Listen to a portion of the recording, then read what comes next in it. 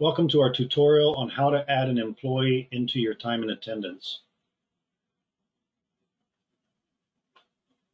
You'll hover your mouse over to Employees and then click on Employee Details. This brings us to where we're able to edit or modify any of our employees, but it also allows us to add a new company member.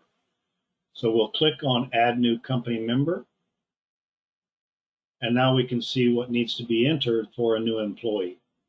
The most important thing here is the default profile.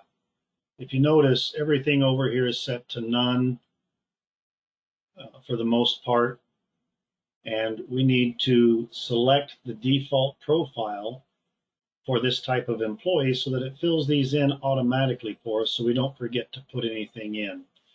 So I'm just going to use East Coast 8 to 5. And now we can see after the refresh all of these items that it entered in for this type of employee. Their e-time clock profile. If they were on a mobile profile for the mobile app, it would have added that in. We can make changes here if need be to what the default profile has. And we will need to add a PIN if this person is using the mobile app. But the default profile will select most everything we need to prevent us from forgetting to select any of these items. Once we've selected the default profile, if we made a mistake, we can come back here and select the proper profile to add those items in. We'll add a first name, middle initial if they have it, last name.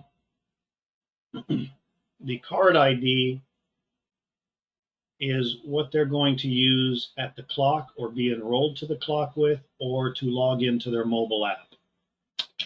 In most cases, this will be the same as the other ID. The other ID is their payroll ID. The only exception is maybe the payroll ID has a letter, then we would want to remove that letter from the card ID. But the other ID needs to be exactly as the payroll ID so that when we send the information to payroll, payroll can attach their hours to the correct ID. If you utilize badges, then in the card ID, you would place the badge ID that's associated with the badge you are giving to the employee to clock in and out with. The rest of it down here is optional: email address, home phone, cell phone, emergency phone. These are optional that you can fill in, but you don't have to. You do need a hire date,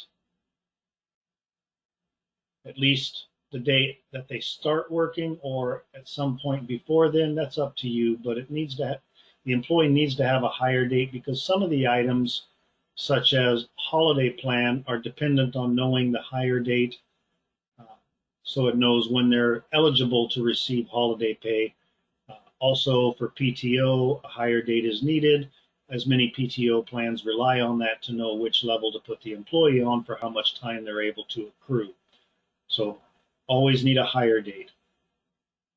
In some instances, depending on how your PTO plan is set up, you may need a benefit start date or an anniversary date, but you can put an anniversary date in here or other means as well if you're not using it in the PTO rules. Main supervisor, if that doesn't come across within the default profile, you can add that at this time. ACA, HR Note 1, 2, and 3, these are up to you if you want those items in there. HR Note 1 through 3 are just items specifically for the time administrators that they can look back on for specific items, maybe CDL, medical expiration date, or things like that. It can be utilized in here if needed. The pay rate, if you want that to be in here to be able to run reports that show you what their earnings are based on their pay rate and the number of hours they worked. Otherwise, if you don't need that, then you don't need to put a pay rate in.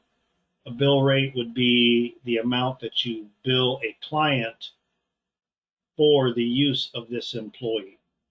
This might be something like a temp agency where you pay this employee $7 an hour, but you bill them out at $23 an hour to another company, at least company, anything like that, so that you can get an accurate reflection of the billing when you run your reports. If they are a salary employee, you would put their rate in here if you wanted their rates in here and not under pay rate. You can add a birth date if you want to. You can add a cell phone number for the employee and choose their plan that they're on. If you want them to receive notifications to their cell phone, such as your PTO has been approved and things like that.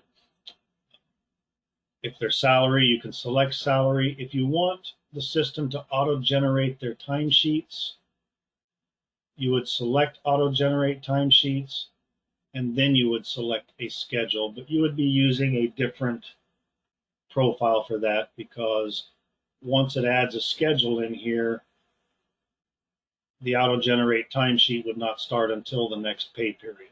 So if you wanted it to start straight away, you would first have to select auto-generate timesheet and then come up and select a schedule, rebuild the current pay period, and click OK. Now that I've done that, it will generate a schedule for this employee in the current pay period. Shift differentials, if you have those, you would need to apply that to the employee. If not, then you don't need to worry about that. Receive mail notifications, anything associated with the employee that would go to an email address, such as PTO approval, time card approval, things like that, would require an email address along with using this. Once you have the basic information in here, you would select home levels. And in this particular case, the default profile already added these, but perhaps this particular employee is going to be a punch operator instead of an instructor, so I would make those changes at this time. The PTO banks will not be in here until the employee has been saved. At that time, you could go in and edit the employee and make modifications to the PTO banks if necessary. Once you've got all of these corrected, and I might add that the employee, if using the mobile profile, will need a PIN in order to log into the mobile app. And more often than not, we just use the card ID as their PIN, or you may have a set number that you use for everyone's PIN to start with.